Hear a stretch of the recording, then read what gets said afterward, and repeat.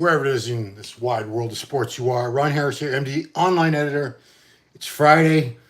This is when I do the Ask Ron Lives. I typically do them later in the day because I'm at the gym normally at this time, but now I'm not at the gym. I can't go to the gym unless somebody drives me to the gym.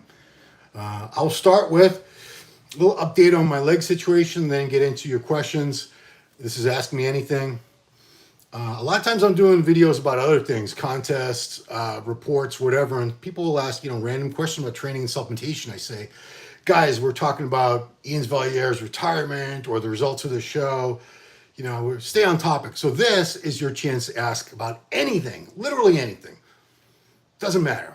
Didn't say I was to answer anything, but you can ask me anything. So little update on my leg situation. For those who don't know, I had a full quadricep tear on Wednesday, August 30th. There's a live video that I did that very day or the next day. I think I did it that day, explaining what happened. So if you weren't familiar with that and give a shit, you can go back and look at that. I did have surgery, so that was Wednesday. August 30th was the injury. Quad came right off the bone. I had surgery for it on Tuesday, September 5th, which was the day after Labor Day. Surgeon was he would have done it on Monday, but that was Labor Day and they weren't doing any surgeries that day. So we are now at, so that was Tuesday, the 5th of September. I had the surgery. We are now Friday, September 15th, according to my calendar. I'm happy to say yesterday and today are the first days I'm seeing a decrease in the pain. I was really concerned because it was very, very painful. I was not seeing any improvement in the pain. I was starting to worry, why isn't this getting any better? But, it takes time. It was a very traumatic injury, a very major surgery, putting the quadricep back, drilling holes in the patella, suturing the quadricep back onto it, all that good stuff. And there was an initial couple days where they had me on 5 milligrams of OxyContin, which I was supposed to take every 4 to 6 hours for pain. Didn't do jack shit for me. I'll be very transparent with you guys. I am a regular cannabis user like many of you, have been for many years. It's legal in my state. I'm not breaking any laws. But one thing that I did discover is that it drastically decreases your receptiveness to opiates like OxyContin or Percocet. So 5 milligrams, it might relieve pain for somebody else, doesn't do anything for me. So I had him double the dose, 10 milligrams. Then he added something called gamatropin, which I'm not even really sure what it is. Something to do with nerve damage. Anyway, that helped a lot too. I'm almost out of that, but I am seeing a little thing. I've been to the gym a few times. I took a very long break. So the injury happened on that Tuesday. I'm sorry, is that right? The injury happened on a Wednesday. I did not return to the gym. I had the surgery on.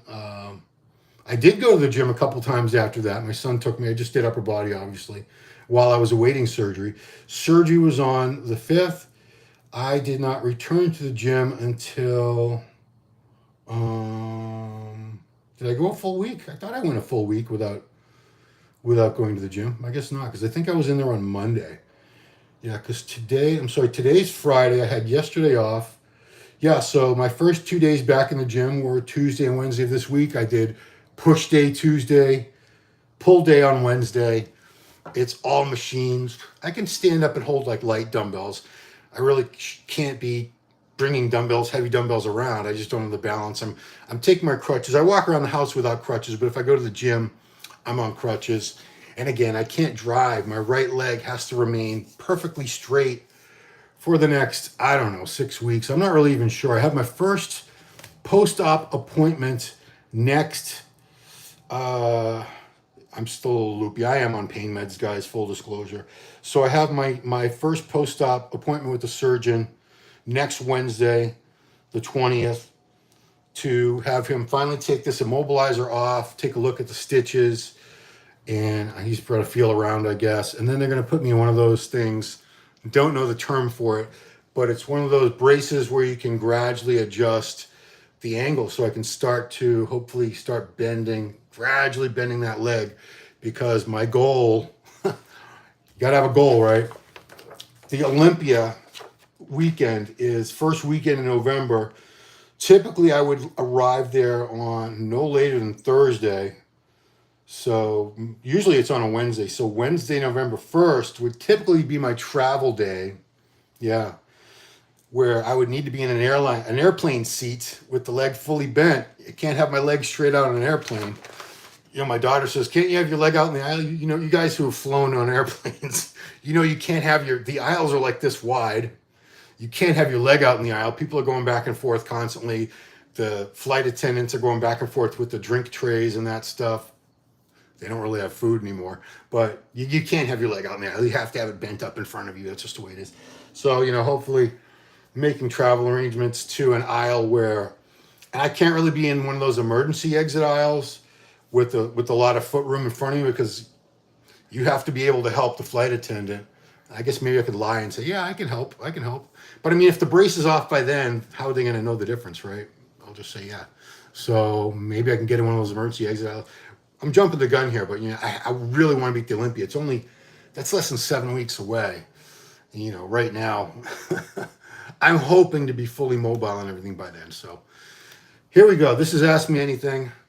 Let's see what you guys want to know. And here I am for you. And here I am here at your service. Oops.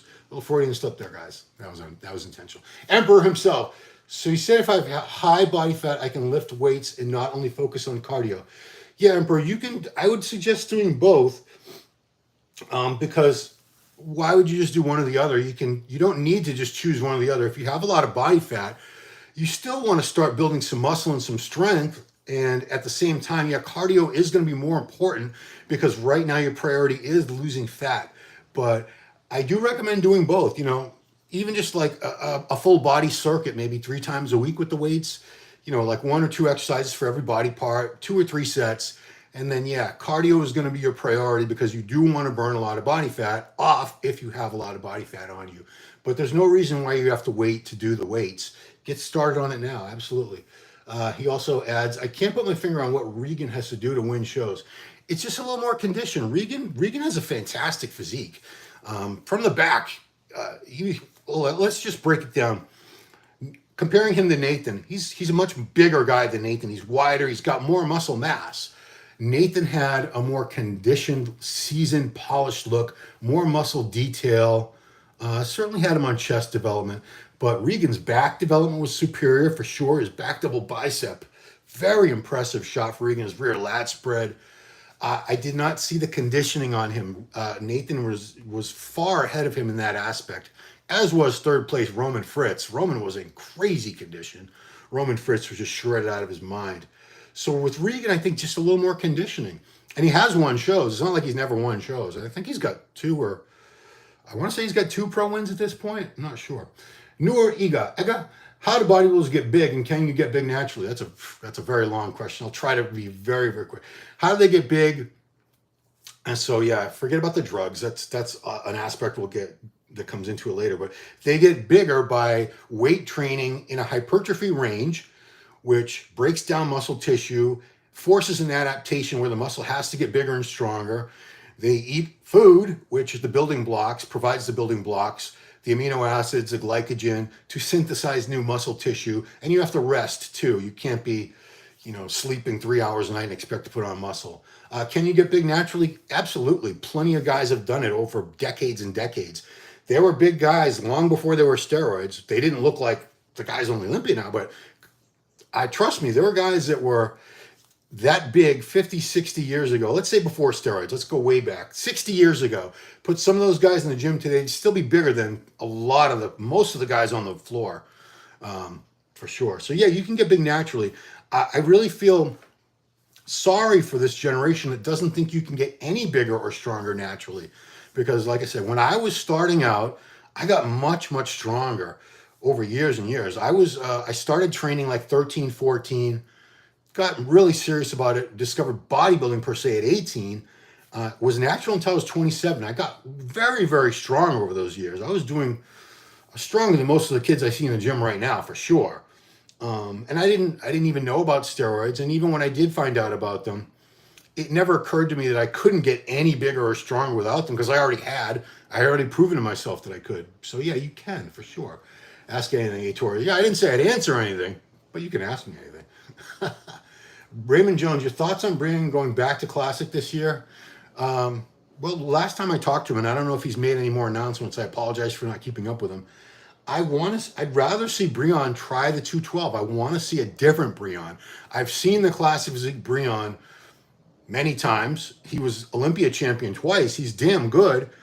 But in the interview we did on this channel a couple weeks back, I think it's been like 3 weeks now. You can look up Ron Line Report Breon Ansley and listen to it if you really want to hear him. We've never seen his full potential. He always had to diet away a certain amount of muscle mass, especially the last couple of years he was competing, to get to 180. That was his weight cutoff. And I know they just bumped it up to like 187 for his particular height. But he feels his best look would be somewhere around 193, 195, because at that point in the diet, over the past couple times he's competed, he was stage ready. He looked great, big, full round. And to get down to 180, he had to sacrifice pure muscle mass because the fat was all gone. He just had to intentionally lose muscle, which is diametrically opposed to what we do as bodybuilders. We don't do this to lose muscle. It's body building, not body destroying or catabolizing. So I want to see Breon as Classic. I want to see that bigger, fuller, rounder Breon. We've never seen it. I personally really want to see it. Is Kevin Leveroni married? I don't know. He raised his son. I've never asked him. I know that's going to sound strange. It never even occurred to me to ask him. I wouldn't ask him on air unless he was comfortable with it. But I don't know. I don't know if he's married. He was years ago. And I believe they divorced, and I believe they remarried a woman named Lolita. I only remember because that's a very unusual name, and it was the name of a very famous book, and they made movies out of it. They did remarry, and I don't know if they're still married. Honestly, no idea. He doesn't talk about it. It's his private life, and that aspect of his life, he likes to keep private. I respect people's privacy. I don't dig and pry. Brandon Looney Tunes fan, hello. What if you came my channel for a stream? Nah, I don't have time for that. I'm sorry. I'm being honest. I used to string people along because I was afraid of offending people and hurting their feelings, and I would just say, yeah, maybe I'll do that. And and they would keep asking, and I would keep putting them off. And one day I realized, it's better to just be honest up front. If I'm not interested in doing something, or if I don't want to do something, I just say it up front now, even though it might get people upset. I think in the long run, people will respect your honesty rather than saying, well, why didn't you just tell me that in the first place? I'm not interested in coming on your channel. And it's no offense to you. I just have so much going on with other things. I'm just not interested. So please don't take offense. Dane Serrano. Diane? Hi, Ron. Get well really soon. I'm trying. Ron, I use 200 milligrams test a week and everything is fine. But when I increase the dose to 300, I start to lose hair and start getting bald. Well, then don't go to 300. Yeah, Dr. Tuliados and I, we do a show we record every Monday morning, and it posts on this channel every Tuesday morning, called Ask Dr. Testosterone. And that's one of the most common questions is, how do I prevent hair loss? And I don't even know off the top of my head, because I just ask the questions, and he rattles off things like Rogaine, minoxidil, avoiding certain drugs, DHT derivatives, for a lot of guys like Trenbolone, Masteron. Certain drugs will cause a lot more hair loss in people. And you can see that I'm obviously, I'll be 54 next Thursday. Happy birthday, Ron. You can see I've had some recession. My hair used to go all the way to here. My hairline was down here. Like I look at my son, Christian, he'll be 24 in a couple weeks. I had the exact same hair. He has a nice, full, thick head of hair. His hairline's like down to here, and people say, was it all the gear, Ron? The gear didn't help, but I'm one of 5 brothers. There were 5 brothers and 2 sisters. One sister passed, 7 kids, but there's 5 brothers in my family. I'm the second youngest. So the oldest was born in 1959, and then Roger was 61, Dana was 62, I was born in 69, and Steve was born in 72. So we're all over 50 at this point. I actually have the most hair out of everybody. They're older, but we all have a very similar hair loss pattern. We all have recession, and I have the most hair out of everybody. Some of them, their hair is, I won't name them. Some of my brothers, their hairline is up to here, and they have bald spots that are about that big with like no hair at all. I have like wispy hair there. It's not all gone. Anyway, I talked to my wife. We've talked many times about maybe going to Turkey because you can get a full. Turkey's economy apparently has been in shambles for a while. The US dollar is very strong. You can go to Turkey for like $4,000. I think that even includes the travel, like the hotel, the air, and get a hair transplant. And I have plenty of hair in the back. It's nice thick hair, and that's all you need. As long as you have hair that's nice and thick and healthy in the back, they can put it up here. I'm more, I am concerned about that because people see you dead on. And I know people see your bald spot if they're in back of you, and that does bother me too. I would want to have both of them done at once. But I'm sorry, if you Google that, actually that's a question somebody already asked for the next Dr. T. So if you watch next Tuesday's episode, we get that question almost every week, and he's a sport. He answers the same questions over and over because they come up so often. Because people have many of the same concerns. Obviously, we're men. We don't want to go bald. I don't want to go bald. So if you listen to the show next Tuesday, or watch the show, I should say, we're not on the radio. A lot of you are like, what's a radio? It's this invent. We used to have radio. Anyway, so check it out next Tuesday. Let's see. Brandon, right now, will Regan win Spain? I don't know. He would have to be leaner than he was, significantly leaner, because Nathan was in awesome condition, grainy, detailed, striated, hard. He's going to have to be leaner than he was if he's going to beat Nathan. Otherwise, it's going to be the same exact outcome. It's going to be Nathan winning again and Regan in second. But I've seen people make changes from week to week. I've seen people get leaner. It's not impossible. It can happen. It might happen. They're doing 3 shows in a row against each other. They both committed to 3 shows. They have this show. They had the show in Milan, Italy last weekend. They have this show happening in Spain, and then there's one more in France. But I think some heavy hitters are coming into France, I believe. Some other a couple more big names trying to get to the Olympia. Winstraw Churchill, Stanazolol Churchill. That should be your middle name. Hey, Ron, finding it hard to deal with off-season. You need to add some size after the last competition. Still can see abs, but finding it hard not being as lean like it was. Any tip to get your head around it? It is a mind. I think we can say the F word on YouTube, no problem. It's a mind fuck because you can't really build significant amounts of muscle mass if you're staying super lean. Why is that? Because you need to be in a caloric surplus. It's calories in, calories out. If you want to get leaner, you have to be putting out more calories than you're taking in.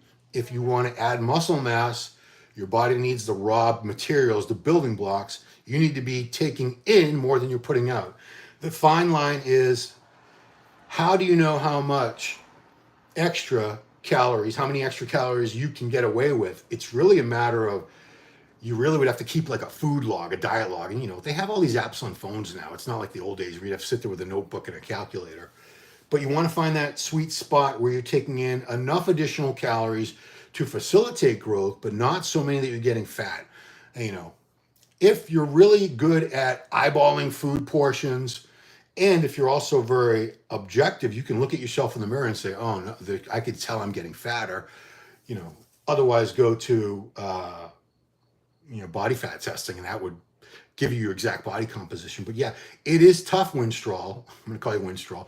It's tough because we're so used to it's so rewarding seeing yourself lean. I stay lean all the time now because I'm not trying to get any bigger. B, there's no way I'm going to get any bigger. The only way I would get any bigger at this point in my life is to blast like suicidal amounts of gear.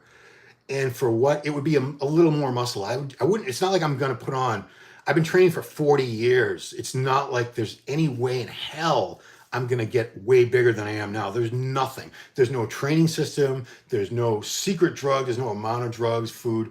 I could get fatter. I could get way fatter than I am now. That's the only way I could be technically bigger, but it wouldn't be muscle. It would be fat. So yeah, wrapping your head around it's not easy. But you know what? One good thing is it's finally cooling down. The world isn't like having 120-degree days everywhere.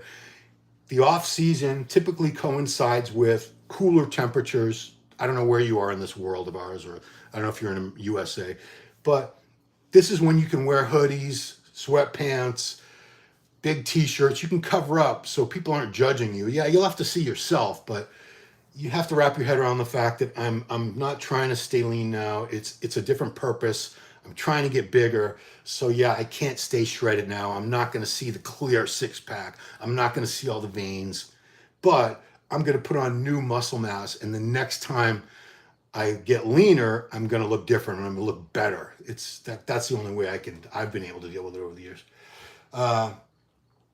Noriega, what would you say is the hypertrophy rep range?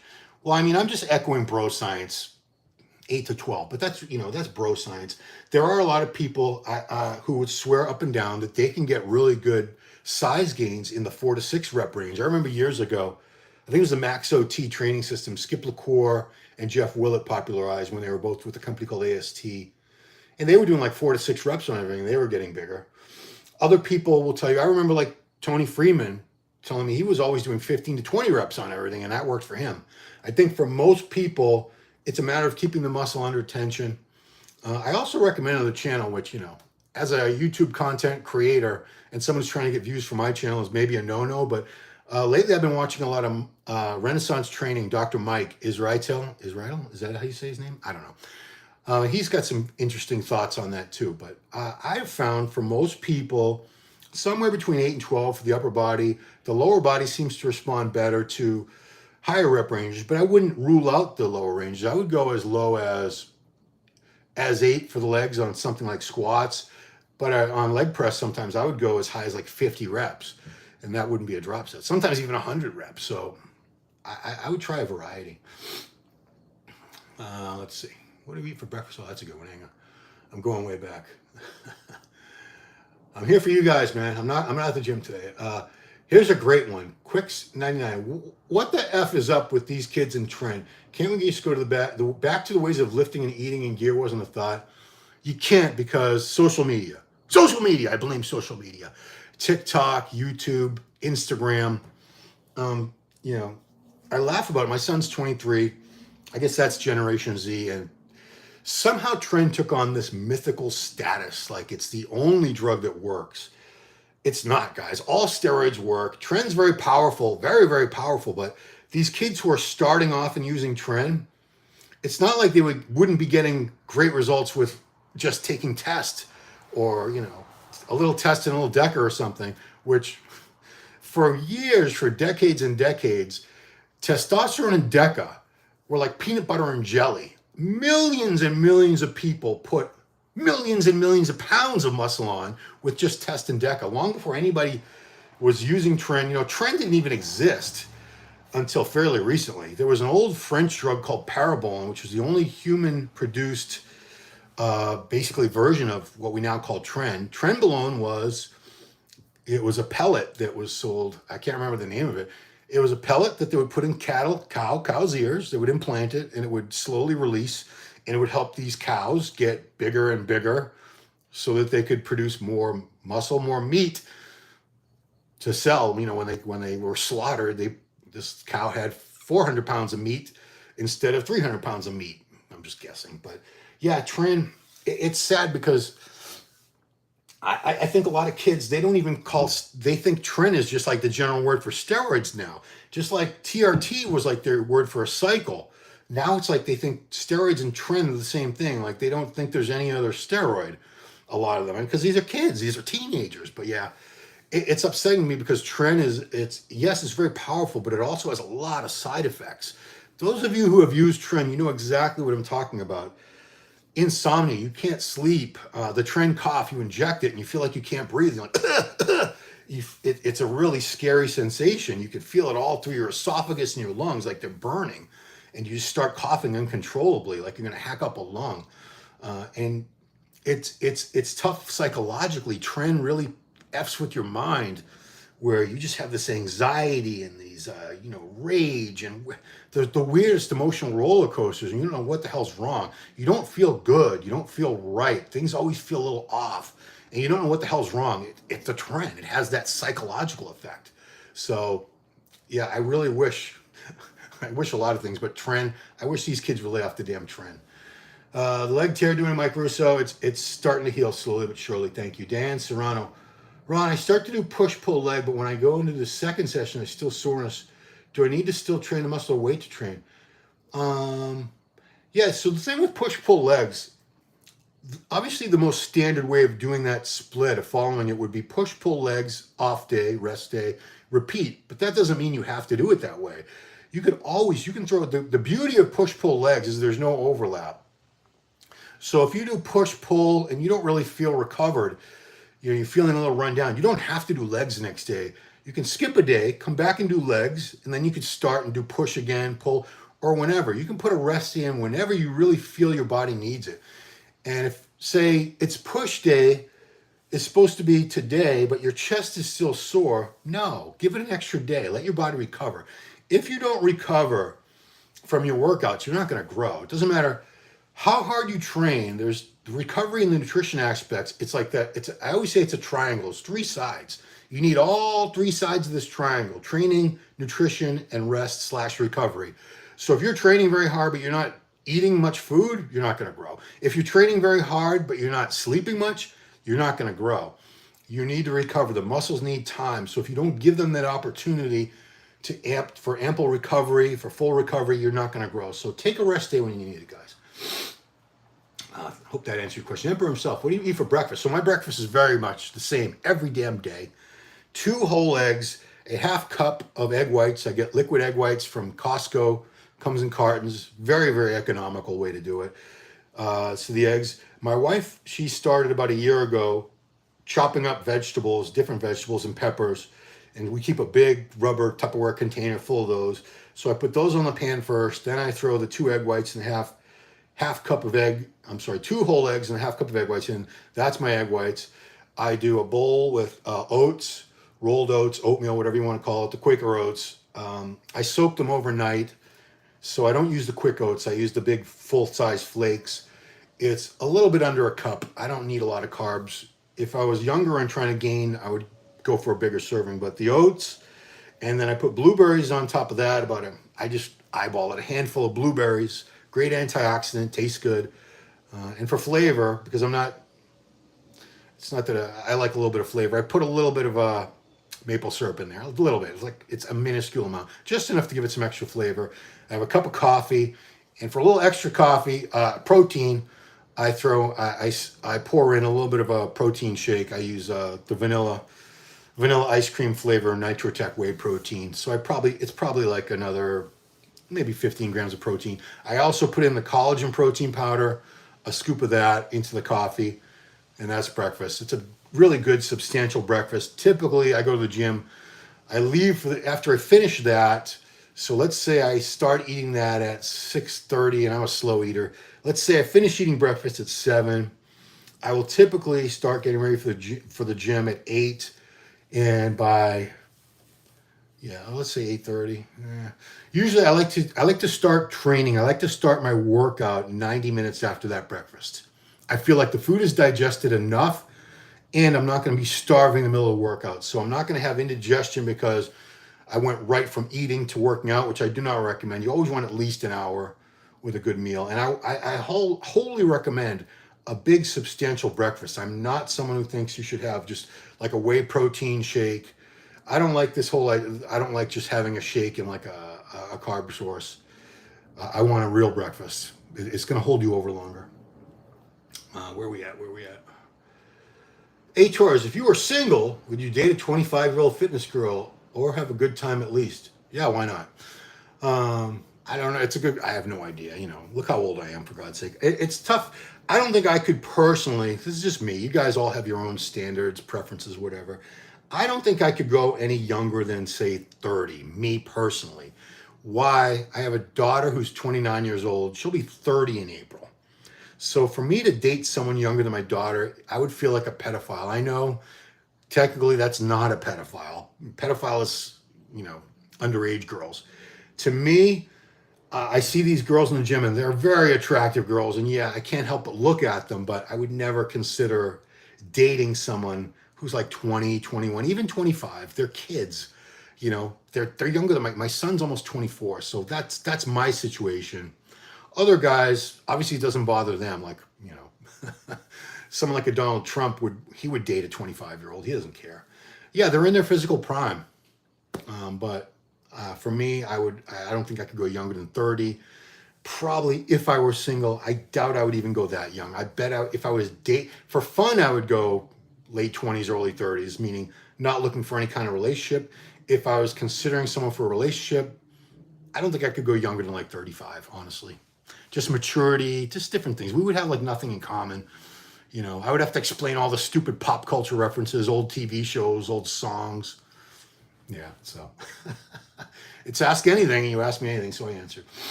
Where we at? Breakfast.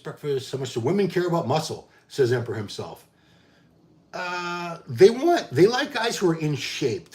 Most women are not attracted to the bodybuilder look. They're not. You can ask them and they'll tell you. So, you know, my gym is probably a bad example because obviously the people that go there, the women that go there, they train, they're into some kind of muscles or else they wouldn't even be there. But even then, it's not the big, huge bodybuilder guys. And it's a big gym we have some pros there and stuff. There's a couple thousand members. The guys who get the most attention from the women there tend to be about the size of like amateur men's physique competitor. I shouldn't say MPD because a lot of those pro MPD guys, they're pretty freaking big. They like a guy that's got broad shoulders. This is biology. This is evolution. It's not like they're intentionally, consciously saying, I'd like a tall guy with broad shoulders. Height helps, broad shoulders, narrow waist. These are like the evolutionary signals to them that the guy is strong, a protector, fertile, whatever you want to call it, a good hunter, you know. The things that really drew them to men over the many thousands of years. Humanity's been around a very long time. We haven't been civilized. We haven't had cities, things like that, agriculture until like, so if this is how long human beings have existed, this is how long we've had like cities and civilization. Yeah, we were hunter-gatherers for many, many thousands, tens of thousands of years. I think the human race, we've had Homo sapiens sapiens, which is the technical name of our species. For those of you who don't know, if you don't believe me, Google it. Homo sapiens sapiens. We've been around, I want to say 500,000 years, more. Yeah, and before that, we had a lot of like similar things, like Cro-Magnon man was around at the same time, Neanderthal man, who were hominid. They were human. They looked a lot like us, but they weren't exactly like us. Cro-Magnon man, they still had some like big brow ridges, and they weren't quite fully evolved to the way we look right now. So yeah, women like muscles, they like height. It's just they want to feel protected, safe. They want to feel smaller, but they don't want a guy who's so huge. That's a turnoff. I do find there are some women, you know, in this industry, those women are going to gravitate toward this industry. So if you go to an expo and you see thousands of people walking around, you'll see some huge, juiced up, super buff guys, like 250, 300-pound guys with super hot girls. But those women who like that look, they're the exception, not the rule. Most women want to see a guy who's lean, fit, athletic looking. It's not attractive to them when a guy is just big and juiced up and like a cartoon character. They don't like that. That guy says, most cardio, you've done your preps. Okay. I would get LASIK. My daughter got LASIK and she's got like night vision problems now. So I'm sticking with my silly little glasses. Most cardio I've ever done. I would say there was a prep in 2002. 2002. I was doing 2 hours of cardio a day, and it was not like easy. When I say 2 hours of cardio, I never did that slow like, turtle walk on a treadmill. No, I always either ran my ass off on a treadmill. I would do interval style, so I would go fast as I could, like 300 revolutions. I would go by that one number on the pre-core elliptical was I love that. I actually broke one of them because I was going so fast. I snapped the pedal off. Maybe it was loose. No, it broke. So I would do like a minute sprint and then recover for another minute and then repeat for like 40 minutes. At one point in that prep, I was getting up to an hour post-workout. I would come in the gym at like 5 in the morning, 4 in the morning was when the gym opened. And I would do like 45 minutes to an hour on the stair mill, step mill, that stepper, the revolving thing. And that was rough because I was starving go home and eat breakfast, come back to the gym and do my weight training, and then I would do another 45 minutes to an hour on the pre-core, running my ass off. So 2 hours a day. And I got shredded. Lost a little bit of muscle, but not too much, because back in those days, 2002, we're talking 21 years ago, my body was a lot more receptive to gear. I had only started using gear at the end of 1997. So those first few years, steroids worked much better for me than they would now. It's like anything else. Your body just gets used to it. And after many, many years of using gear, your body's just not going to respond the same to it. And, that's why people get mad. They say, why you're on 300 milligrams of test a week and 200 milligrams a DECA? That's too much. You need to do 100 milligrams. Well, 100 milligrams of test isn't doing shit for me, because I've been on steroids for a long time, many, many years, longer than many of you have been alive. Here we go.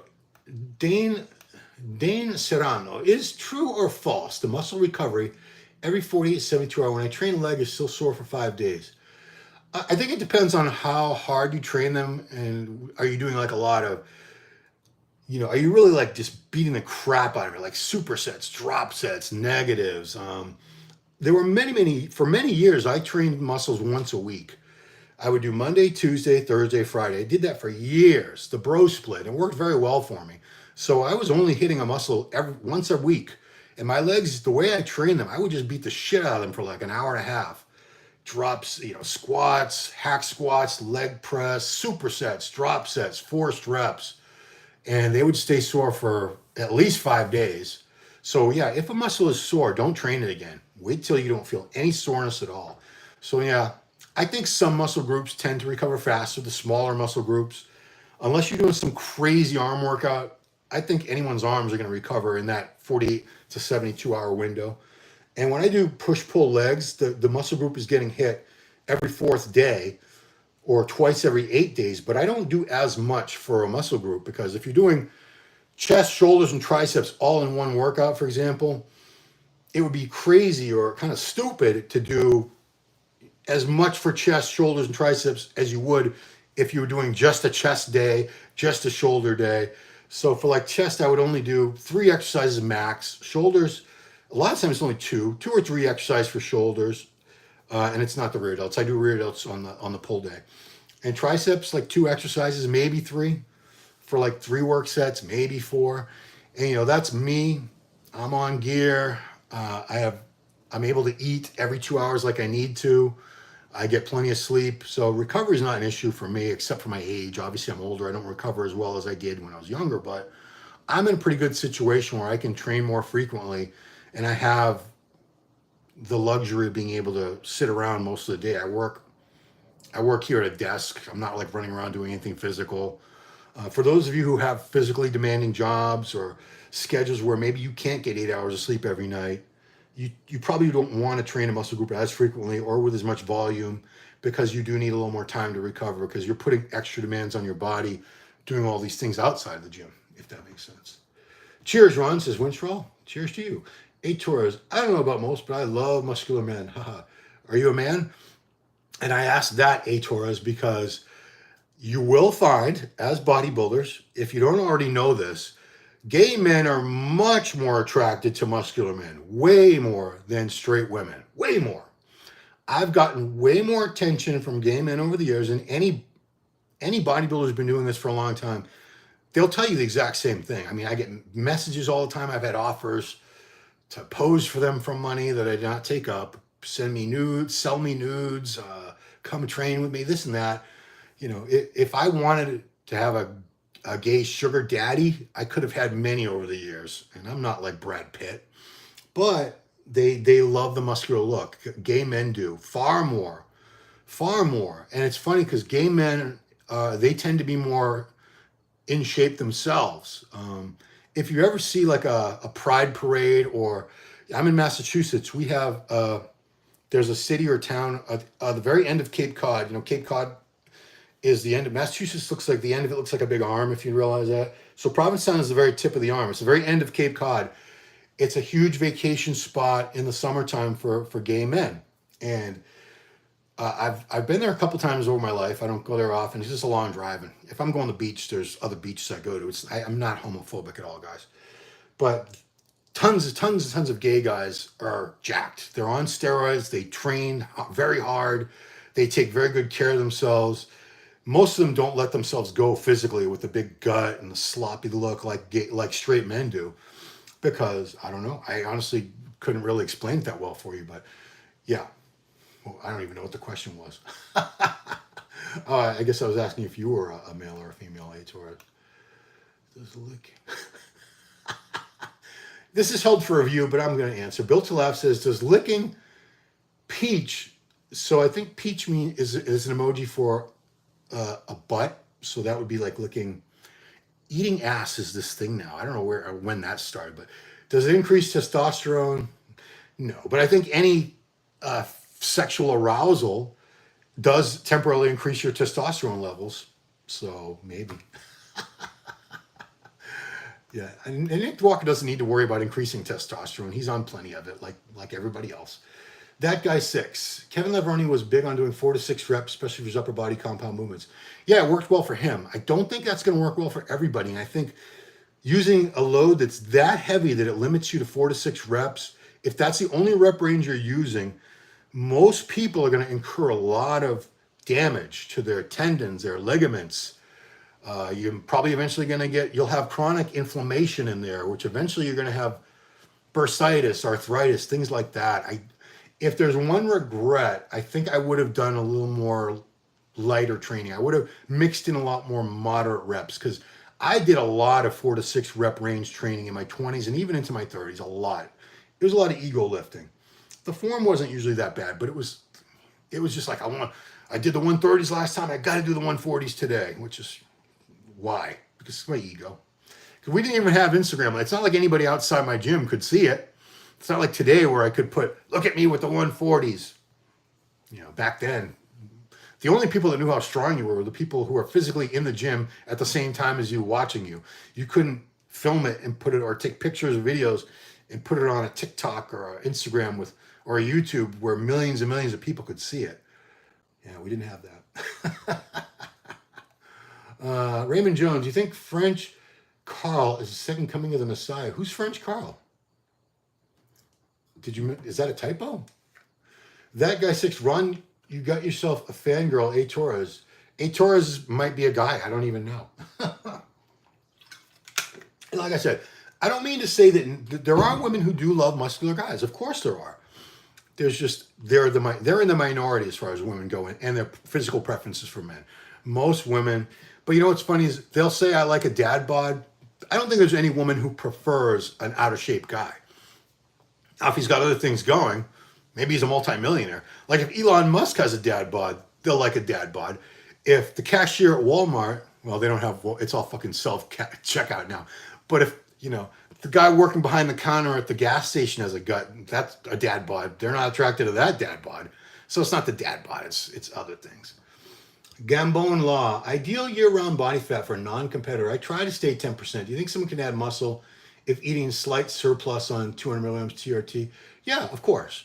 You'd probably gain a little more muscle if you ate more food and took more drugs, but do you really want to do that?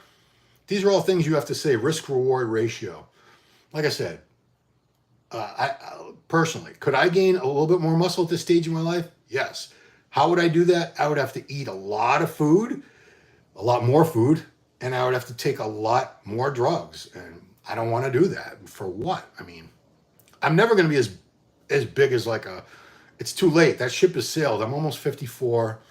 I'm never going to be as big as the guys that were, Jay Cutler, Nick Walker. I would never be that size no matter what. I was never going to be that size. And most of you'll never be able to get that big. It's just not in the genetic cards. And it's okay. Compare yourself to you. If you're improving and you're a lot bigger than you used to be, that's a win. That is a win. So ideal body fat, I don't like to put a number to it, but I like to say you should be able to see the outline of your abs. It doesn't have to be a clear six-pack, but when you flex your abs, you should see that there are abs. It's not one big blob. There should be some visible abs, and you should have some muscle separation. You should be able to see some separation between the muscle groups. Again, they don't have to be crystal clear. That's being shredded, but you shouldn't be like a shapeless, formless blob. That's too fat. somewhere in the 10 to 12% range, I think is perfectly sustainable, and you can add muscle at that body fat level. Winstraw Churchill. Hi, you can call me Winstraw.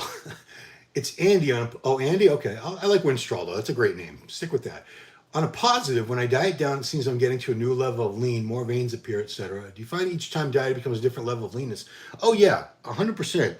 And it's probably you're getting better at you're learning your body, and you're learning what it takes for you to get leaner every time you diet. You're improving on that process for yourself. But another aspect is muscle maturity. Every time I've dieted down, and this even goes for now, I go back to just like a couple months ago. I was showing my son Christian, because he's like a bodybuilder in his own way now. Some details on my right leg, the one that's torn now. But yeah, it was a detail on the vastus lateralis, the outside of my quad. I had never seen this certain split striation. I had never seen that before. Muscle maturity. So long after you're unable to add any more actual muscle tissue, you've maxed out on your size, you can still improve on this muscle maturity. You'll be seeing more detail, separations, striations. It's a real seasoned look. Brian Nassar, thank you for did you just give us money? Thank you. Appreciate that. So yeah, I hope that answered your question. That guy 6. Where is it? Where I'm losing it. I personally can't do push-pull legs. I do back Monday, chest Tuesday, legs Wednesday, shoulders Thursday, Friday, arms. That's good. I do weighted chins and dips on arms, so I'm getting chest and back workout later in the week. Yeah, that's one thing. If I was only doing more of a bro split, I would incorporate movements like that. So if you're only doing biceps once a week, let's say, the top chat was Brian. I gotta get to that. Recovering. Brian Nassar, thank you for the donation, Brian. And I am recovering well, thank you. This is the first day I'm seeing a substantial improvement in the pain. It's not as much pain as I've been in. Appreciate your concern. I really want to be at that Olympia first week in November. I'm doing 2.5 units of growth hormone, 200 microgram a day every morning, 200 micrograms of BPC 157, eating very well, resting. I really want to be on my feet and walking around at the Olympia, which is now less than 7 weeks away. I would have to be there. This is Friday. 7 weeks from today would be the judging of the Mr. Olympia tonight. Wow, imagine that. Okay, so back to the chat. So what I was saying, so if you're doing biceps only once a week, so the way I did it, I always split it up. So say I used to do like chest. I would do maybe chest and triceps on Monday. Tuesday, maybe I would have done back. And the biceps are getting a lot of indirect work with the back training. So they weren't going to shrink. They were still getting stimulation. Wednesday would be an off day. A lot of times I would do maybe legs on Thursday or vice versa. And then the last workout of the week would be shoulders and biceps. So on the shoulder day, the triceps are still involved in all the pressing movements for shoulders. So they still have they're getting worked, a little indirect work on that second day of the week. So I hope that makes sense. So I used to intentionally put it that way so that at some point, a few days apart from their dedicated workout, the arms were getting hit somewhere else. And that worked out pretty well. It didn't work out that well. Obviously, I don't have 28-inch arms, but whatever. Winstraw Churchill, any tips for getting rid of water weight effectively? You could take a natural diuretic or a prescription diuretic, but you don't want to be relying on those all the time. If it's true water weight, you have to look into why you're retaining water. Maybe it's some medication you're on. Maybe you need to cut back on the sodium in your diet. Maybe you're eating a lot of salty foods. You really shouldn't be holding a lot of water, but I do find that a lot of times when people think they're holding water, they're actually, it's fat. I've encountered that many, many times over the years with people who were in contest prep, and they'd come to me and say, well, what do you think? Once I dry out, I said, no, that's body fat. Let's pinch it. If you can pinch it, that's body fat. That's not water. You could drop all the water in the world. That fat's still going to be there. So you have to sort of learn how to recognize the difference between fat and water on your body, because they're not the same. Hope I answered your question. That guy 6, if I want to bring up a body part, I just do the Don Long approach of touch-up training, and it worked well for me. Yeah. So the touch-up training that pro bodybuilder Don Long popularized was that you would do a couple sets, just a couple for a lagging body part at the beginning or end of some other body part. So let's say your biceps, you're not happy with your biceps. You would have your normal bicep day, but then a couple other days during the week, maybe even like 3 different workouts, you would throw in a couple sets of curls. Nothing crazy, just enough to get a pump. You're not doing like a full bicep workout on all those other days. It's touch-up training. It's just a little bit extra. And a lot of people have found that just that additional bit of extra work is enough to see more results in that problem body part. Michael Russo, I've got a nurse. She's like 18 and hot. Jesus Christ. Yeah. Yeah, whatever you like, guys. If you like younger girls, older women, whatever, fat girls, skinny girls, tall girls, everybody likes what they like. You can't negotiate in a desire. Whatever you like, that's your personal hardwired chemical hormonal preference. You know, some guys think, you know, skinny girls are hot, fat girls are hot, redheads are hot. Whatever you think is hot, that's it. That's what you like. So, yeah. And it's a good thing we don't all like the same thing, because there are different types of women. So if we all liked the same women and didn't like, you know, if nobody liked brunettes or blondes or something, that'd be kind of messed up, wouldn't it? Emperor himself. How easy for someone with good genetics able to gain muscle versus someone with average genetics? Oh, it's very easy. I've known people with very good genetics.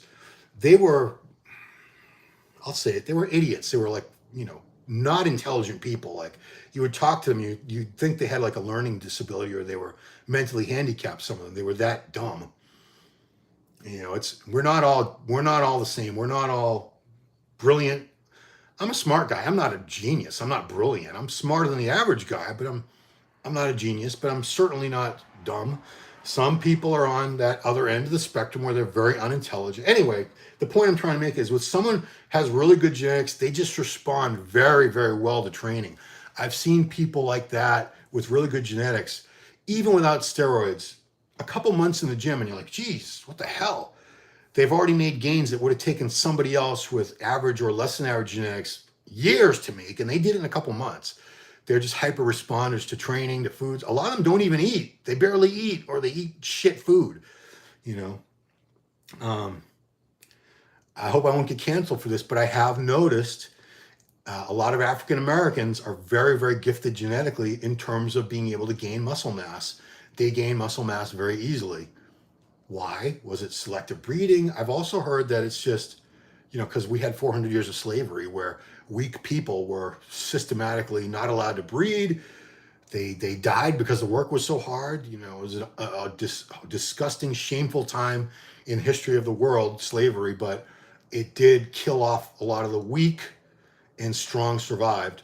And also, I have heard that in certain regions of Africa, Western Africa, where like you have Nigeria in particular, people do have, they've done analysis, a higher level of follistatin and lower levels of myostatin, the hormone that limits muscle growth. So I don't know why, but I've seen white guys who gain easily too. It's not like only black guys gain muscle easily. I've seen genetically gifted people of all ethnicities, but yeah, the people with great genetics, they gain very easily. Why?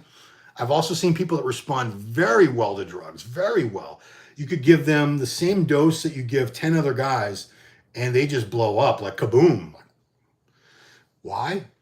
It's just we're not all the same. We're not all the same.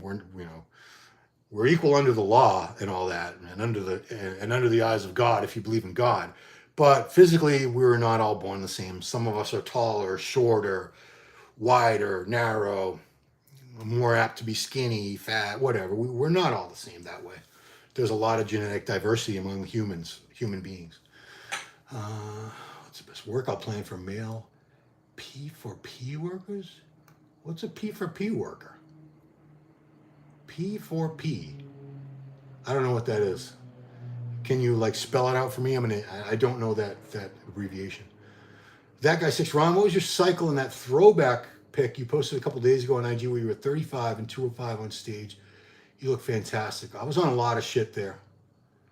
I'm going to try to remember. I was probably on Like, I'm gonna guess, and I'm not trying to evade the question. I honestly don't fully remember, but I'll give you my best memory of that. So that was 2000. You're talking about the one where I was 35, so that would have been 2005. I was probably on 750 milligrams of test. I don't know if it was it was probably Sustanon. I'm pretty sure I was on Tren. I was probably on like 300 or 400 milligrams of Tren. I bet I was doing like 50 milligrams a day of Winstrol tabs. What else was I on? Maybe I had some Masteron. The total cycle for me was about 2 grams, maybe a little more than that, maybe closer to 2.5 grams total. Wasn't on growth. I didn't use growth. All the years I competed, I never used growth hormone. My wife was very much against it. She was never cool with me using steroids, but she sort of reconciled herself to the fact that I was going to use steroids. But growth hormone was like another animal. It was very expensive back in those days. And she thought it would give me cancer. And, I had a history. My dad died of cancer. My mother had cancer. My uncles and aunts had died of cancer. So, we had this whole thing worried about them if you're going to take growth hormone. So, yeah, it was probably about 2.5 grams of various steroids, but there was nothing magical about it. It was just a substantial amount of steroids. And I was still younger. I was still 35. I think that was physically my peak was probably between 32 and 40. That's when I think I looked my best, those years. Yeah. And after that, things slowly started to go down. So, Dane Serrano, how much protein you eat, Ron? 1.5 gram per pound is enough. There's a lot of arguments about that, and I probably eat too much protein. But, I have blood work done, and I don't have like high creatinine. I don't have any kidney damage from it, so I'm getting about 50 grams of protein through 6 servings a day. So I do about probably over 300 grams of protein a day right now I'm somewhere around between 250. I fluctuate between 215 and 220. So I believe in 1.5 grams. That's my personal thing. Is it too much? I'd rather have a little too much than not enough if it's not going to have any negative impact on my health. So yeah, I eat about 300 grams of protein a day, maybe more. Yeah, it's probably I'm gonna say between 300 and 350. Yeah, 300 on the low end, 350 on the high end. It probably fluctuates a little from day to day, but I'm pretty consistent with my nutrition. Yes, jump tube. I had surgery. I got to keep going back to my calendar. I had surgery on the 5th. Today is the 15th. Yeah, wow. So this is 10 days ago. I had surgery on Tuesday the 5th. It's starting to feel a little bit better finally. Thank you. Diagnosis, the surgery I had I knew the day I had the injury, almost a week before that, I had an x-ray and MRI done. So it was a full quadricep tear. They call a full rupture of the quadricep tendon. The quad came off the bone. I had a full meniscus tear, which they did not repair. He said that's going to heal on its own. So yeah, that was the diagnosis. A Taurus says, no, I'm not a guy. Oh, so you're a girl. My type is like a Hassan Mustafa. Well, like I said, we all like what we like. You're in the minority because not many women like men that big. But luckily for the guys that look like that, there are women that do like that. So there you go. Leonard K, do you watch all live stream of pro show men's bodybuilding? I watch all the open men's pro shows. I don't, every weekend there's like 3 or 4 pro shows at least. I don't know if you guys realize that. Go to ifbbpro.com and you'll see a tab for schedule, and they break it down throughout the year. So it's by category. So you'll open men, and they'll list all the shows throughout the year that have open men's bodybuilding. Then they'll have 212, and a lot of them are both. There's a lot of repeats, obviously, because a lot of shows have multiple divisions in them. But every weekend there's a few shows. There's usually only one there's not a men's open show every weekend, but every weekend there's like a men's physique pro, a bikini pro, somewhere, a figure pro. A lot of times there'll be a big amateur show, and they'll only have like 2 pro divisions. There'll be like men's physique and classic physique and bikini, or those are the most common ones. You'll usually see men's physique and bikini. There's a lot of pro shows that those are the only 2 divisions featured. It's rare. There are the rarest, and there are a bunch of them, but the fewest amount of shows are the ones that have all 10 divisions, meaning all the women's divisions and all the men's divisions. That's 10 divisions. Usually takes them all day and all night, and in a lot of cases it takes 2 days and nights to get through all those. But yeah, I typically go through all the men's. If OnlyFans is around in Ron's prime, no, I had, even in the 90s when I was living out in Los Angeles, I had a couple people offer to put me in porn. But it wasn't straight porn, and I'm not gay. I'm not homophobic, but I'm not gay and I'm not bi, so I wouldn't have done it anyway. I mean, I don't want to be a sex worker. To me, that's a shameful thing. We all have our own morals, and you know what? We don't all have to accept everything just because someone says, you can't judge. Okay, I'm not judging, but I don't have to be cool with it. I don't have to be like, yay, sex workers, yay, trans, yay. No, you don't have to like everything and support everything. You shouldn't discriminate against them. You shouldn't treat them awfully. No, of course not. But you don't have to be cheerleading about it either. Anyway, no, I wouldn't have done OnlyFans. And I wasn't about to do gay porn, no. Straight porn with a mask, maybe, but I couldn't do it now because I got all these tattoos. They'd be like, that guy in the freaking Michael Myers mask, that's Ron Harris. I know those tattoos anywhere. French Carl is the kid from Daryl Dixon's show. Now I don't even remember what the question was. Wait a minute, French Carl? His name, the kids, they call him French Carl, that kid? Because the character's name is something else. Whatever, French Carl. He does kind of remind me of Carl, you're right.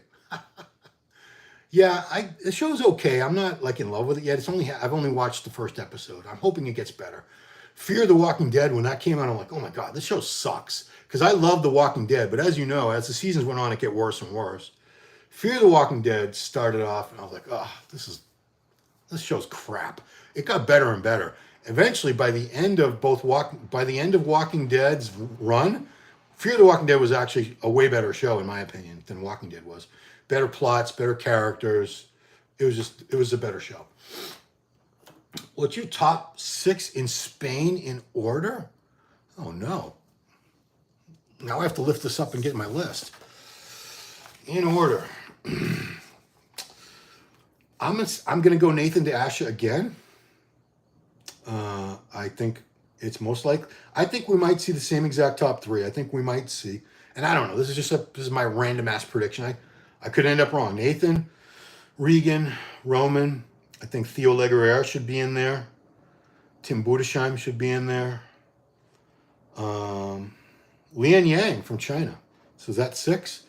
Dorian Haywood from the U.S. jumped in. He's pretty good. I don't know where he's going to end up. We'll see. With him, it's always condition. And, it worries me that he's got to travel all the way to Spain, because traveling, especially for people who aren't used to these international shows where you got to go across time zones and you're in a foreign country, it's not easy. But that's probably my top 6. So, hello everyone. This is Mark's Max Muscle. You have your own channel, right? Right? Yeah, the Mark's Max. Dane's wrong. You still take during the MIG test, or you lowered the test. If you lowered, you feel different. I feel really good on this, and my blood work's good, and I have another appointment. I have a cardiologist, so I did like last year. I do an EKG every year. Where they listen to your heart, they look on the machine, so they see how thick the walls are, the ejaculation fraction, all that good shit.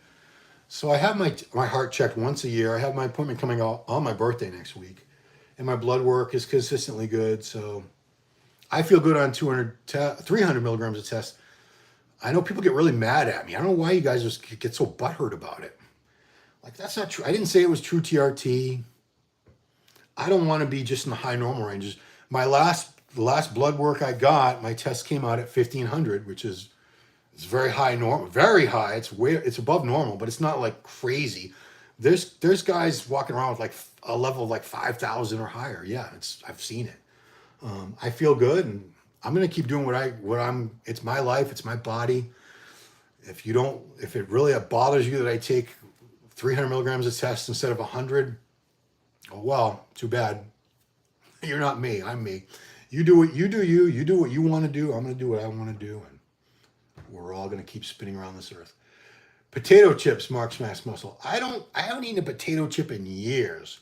When I was a kid, though, I used to love those Pringles cans. They came in a can that looked like the same can that like tennis balls come in, and I used to sit there and I would eat like a half a can at once. They were delicious. Just the regular original flavor. I never got into all the weird. I guess I would do like sour cream and onions sometime, but I can't remember. I can't tell you the last time I had potato chip. It's not, I don't have a craving for them or anything. Don't get me wrong. I love like cookies, ice cream, pizza. It's not like I don't like junk. I just don't like all kinds of junk. Even donut. I love certain, really good donuts that are crazy flavors. Brian Nasser, I've heard running T500. Yeah, I think it's TB500 with the. I think I'm good with the BPC and the GH. Most of the people that are using the BPC, they're not on GH. So I'm on GH, which is very good for healing, joint cartilage repair, things like that. So I think I'm good. I think I'm good. But thank you. The peptide, yeah, T500, the test. I've heard of T400. I've never heard of T5. That would be 500 milligrams of testosterone in 1 ml, which would be a ridiculously high concentration. Woo. Alberto Montejo. I always pronounce your name with an exaggerated accent, so I hope that doesn't offend you. How do Milos' client athletes maintain moon face while on stage? I don't know. Because you saw Nathan's face was all caved in, but yeah, Regan, I've never seen Regan with like a real, what I call diet face, like the real sucked in, caved in cheeks and the eye sockets. I've never seen Regan with that look. So I have no answer for you. We could ask Milos. Abrez, do you think Regan Grimes has reached his genetic peak? No, I don't think so, because he's 30 years old. He's still a young guy. I don't think he can get much bigger per se, nor does he need to. He can get a little bit bigger, but with him, it's more polish. It's more, just get some more detail, better separation, striations, just more detail. And then he's going to, I don't think we've seen the best of him yet. I think he's still got more room to improve, and he's going to get better and better. He's still a young guy, and he's got fantastic potential. That guy like Nico Calo Avocado says, it's just water weight. Yeah, that's that guy that does like these mukbang videos where he just sits there with like disgusting amounts of food in front of him and eats it all. And he gained like 200 pounds of fat intentionally to become a YouTube star. He's going to die young. He's going to have heart disease, diabetes. Isn't he already diabetic, that guy? I don't know. Coach Greg Doucette has done videos on him. That's the only reason I know who he is. But I find that disgusting that somebody would do that to themselves for clout, for views, to make money on YouTube. He's taking years and years off his life. I promise you that. He's become morbidly obese, and morbidly obese people don't live long. They don't. No. I don't care what people say. It's not healthy to be fat. It is not. What cycle did I used to use for contest prep when I used to compete? It was never one standard cycle, but it was always like test, trend, masteron. I liked Winstrol tabs. I never used injectable Winstrol. I've never had it in my life, honestly. I used to get the tabs. I think I would take some Proviron, 50 milligrams a day. And toward the end, I would take an Arimidex. I couldn't tell you the dose offhand, but I would use an estrogen blocker, an aromatase inhibitor toward the very end. I only did that the last couple times I competed, but I did find that the aromatase inhibitor crashing my estrogen, that's what it finally took for me to get that really dry look in my glutes and hams. If I didn't take it, I never got that crisp, dry look there that I would have all over the rest of me. So I would have crazy dry detail, a million splinters and striations here, and even my quads would be all dry and splintered, but I'd turn it on and my hams wouldn't have that. So I'm sorry if I didn't answer. I should have written one of my biggest regrets, really big regret I have, is that I did not record. I didn't write down my cycles. I wish I had. I'll tell you what, I did an article once where I talked about a cycle, and I did have notes on one cycle. I will put that in the comments so you guys can see it, because that was exactly what I used for, I think, that show that I always post, the 2002 New England, 21 years ago, where I looked. That was one of my best, if not my best look. And I did write down shortly after it, because I did an article for testosterone or TMAG, whatever it was called at the time. I did an article about it, and I had the full cycle detailed. So I will post that in the comments a little later if you want to return to this video later. I promise I'm going to get that on there. Saludos desde Central Mexico. Black Angel. Mexico's a big country, man. Michael Russo. All my hot young Italian nurse just stopped by. Oh boy. I do like Italian women for sure. The dark look, the Mediterranean look, the Arab look, the Latin look, just the dark look. I like the dark look. I'm really blonde's just the Icelandic. We all like what we like, and that's what I like. I think Jenna Ortega, Wednesday Addams. Oh my God, I think she is gorgeous. That girl. Ooh. Jenna Ortega, the dark hair, the big, huge, dark eyes. Yeah, she's pretty. J2 Shoes. Ask anything okay. You prefer cats or dogs? Dogs all day. Where can I get pure cheapest gear in the UK? I don't know. I'm not in the UK, and I have no idea. I could not tell you that. I can tell you I like dogs better than cats. J2 Shoes. Why don't they penalize bloated stomachs in shows? They do. They do. I'm natty, hit 50, normal range testosterone. Oh, that must be in the UK because you guys have a different measuring metric for testosterone than we do. But would like to take some testosterone. Where do I begin in terms of finding it in the UK? I don't know. You guys want to help them out? Any of you guys in the UK? Because I have no idea. I have no idea where you would get steroids in the United Kingdom. Why would you think I would know that? I'm not being a jerk, but how would I know that? I mean, I'm not like into gear acquisition or supplies. I'm not a dealer. I don't talk to dealers or people that are involved in distribution. It's not my circle that I run with, so I have no idea. But they do penalize bloated stomachs. If two guys look really good and one of them has a big gut, the guy without the gut's going to win. I mean, you're seeing so many guys now in the pros, the Andrew Jacks, the Samson Dowders. We're seeing a lot of really small midsections on guys with a lot of muscle mass, which, we didn't see that before. We used to see guys with big guts being rewarded. We don't see that so much anymore. All right, let's see. Hey, Ron, look what I found. You craziest cycle ever. Oh, Jen found it. Okay, great. Thank you, Jen Gerisi. Jen just found a link to it. It's in the chat there. My craziest cycle ever. And I was referring to that article. So watch that video. And it's probably in the comments too. I think I put it in the comments there. So click on that, guys. Thank you, Jen. And it's right there. You can see what my craziest cycle ever, which I believe was for that show. That guy, Milos' client's moon face is attributed to one thing, one word. #insulin, LOL. Yeah, I mean, he's very well known for using insulin with his clients, and I don't know if that bloats your face or not. Alberto Montero, that's the point I'm trying to make. Moon face athletes versus skulls today. Thanks, Jen, for pulling that up. Reese, hi, Doc. I'm not a doc. I'm not a doctor at all, but thanks. Is there a point in using something like Mastron instead of AI with less tests? Okay, so Reese, that question that you're asking me, I want you to copy that and go on this channel to the most recent Ask Dr. Testosterone video. Put that in the comments, and we will answer that question when we talk Monday, and that's going to be on the next video. But I don't have the answer for that. Dr. Tuliados, I bow down. I defer to him with all the questions like that. He is the expert. I am not. Kaloyan Ivanov, how somebody with a strongman physique like Brian Shaw, for example, gets shredded to at least 10% body fat. Is it even possible for endomorphs? I think anybody can get shredded. Anybody. It's not going to look pretty. Like, they're not going to look good by bodybuilding standards. People that do well, and people that are endomorphs and people that do well in strongman tend to have very thick bone structures, very wide hips, thick joints, big wrists, big elbows, knees, ankles, and that's why they can lift 500-pound rocks and put them up on top of a column and walk around with 800-pound log in each hand and run up. So anybody can lose body fat. Anybody, if you just take away calories, keep them in a caloric deficit long enough. We had a show on called The Biggest Loser. Hey, Branch, it's okay. Come over, help us. It's okay. My dog over there. Anybody, if you keep them in a caloric deficit long enough, they're going to lose body fat. They can get shredded. It's just not going to look as pretty if they don't have that pretty bone structure with the natural V-taper and the small joints so that the muscles sort of flare out from the joints. But yeah, anybody can get it.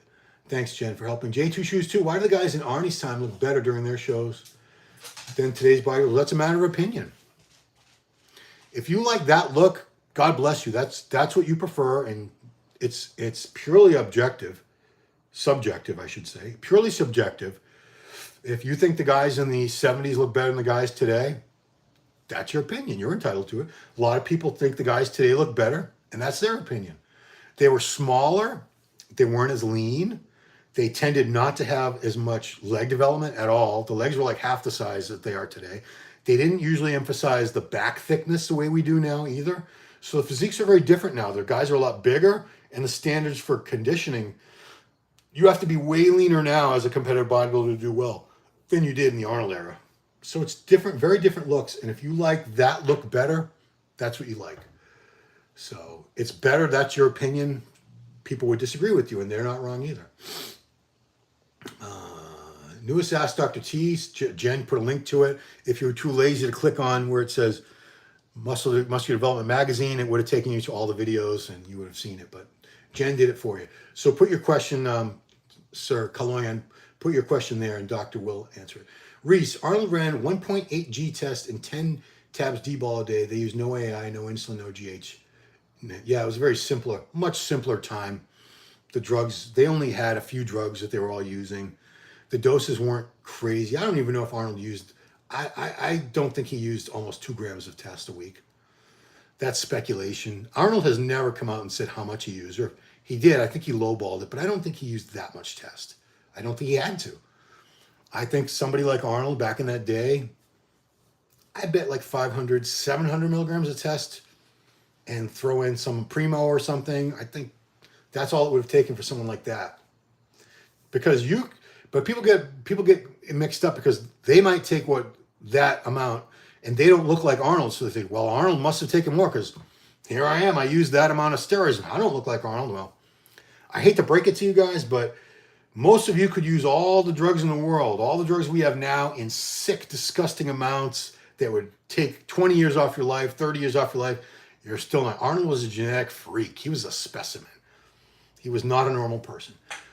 Jen says, by the way, I just got the new cover. Looks awesome. Don't say what it is yet, though. Surprise. Okay, great. Alberto Montejo, Arnold had a hell of a back. Low insertions and Christmas tree. No credit.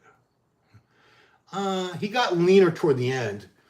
Like the last time he competed, the last Olympia he won, 1980, he was much leaner than he had ever been before that. Yeah, I mean, because we're holding him to a standard now where the guys are just like crazy peeled. Okay, so Reese said he stated publicly 250 milligram LOL. He was rumored to take 1.8. Yeah, that's a rumor. We don't know what he took. Maybe he did, but maybe he didn't. Who knows? He's the only one that really knows, or maybe the late Franco Colombo, his good friend. But we don't know. We don't know what he took. We don't. J2 Shoes, what does D-ball do on top of testosterone? It's just more steroids. It's just adding on. Most people like D-ball because it's an oral, meaning it starts to work immediately. Whereas testosterone, it takes a little while to get into your system. D-ball is good. It makes you retain water, but it's great for strength gains, quick size gains. A lot of it's water weight, but it's a very rewarding, it's a faster rewarding drug because you see the results quicker. So D-ball, plus it's a pill. You don't have to sit there and stick a needle or have someone stick a needle in you. So a lot of people, it's very appealing to just pop pills than to have to stick a needle and push oil into their muscle. Michael Russo, Arnold is on less worse crap than I am on half stuff I'm on is better than what the guys did back in the day. I don't know, Michael, because they had everything they used back then was farm grade, everything. There were no underground steroids back then. It was all produced in legitimate facilities by pharmaceutical companies, sterile conditions, properly dosed, pure. So I don't think you're using better stuff than what the guys. You might be using more stuff, but I don't think it was better. Black Angel, do you think Hadi Choopan will win this year again? What's your take on that? I think he's going to have a very rough time with Derek Lunsford, and he's going to have a tough time with Samson. Of course he can win again. Of course. I'm never going to sit here and say, Hadi's done. Hadi can't win again. He might, but Derek might win. Samson might win. We might see we might see it go first place Derek, second place Samson, third place Hadi. It could be any order. We don't know. We won't know until 7 weeks from tonight. All right, it's almost time for me to eat. I'm getting very hungry, guys. We've been doing this for over an hour now, so I appreciate you guys all sitting here and chatting with me on the live chat. It's always good to get your feedback in real time and interact with you guys. That's why I do these. So please, if you're not subscribed to the channel yet, subscribe, like the videos, share the videos. You guys aren't sharing these enough. I need more views. Give me some views. I'm greedy for views. Put on your notifications on YouTube and also on your phone. You have to go to the settings and enable the notifications. Yeah, man. Yeah, I'm sorry. I'm too hungry. I'm not going to answer any more questions. If you want to put them in the comments after this, I will get to them later. I will answer. I promise you. But right now, I'm going to say goodbye. Have an awesome weekend. Enjoy yourselves. Stay safe. Take care of yourselves. Hug your children and your dogs and all that good stuff. Yeah. All right. Have an awesome weekend. Thanks for watching. We'll see you next time.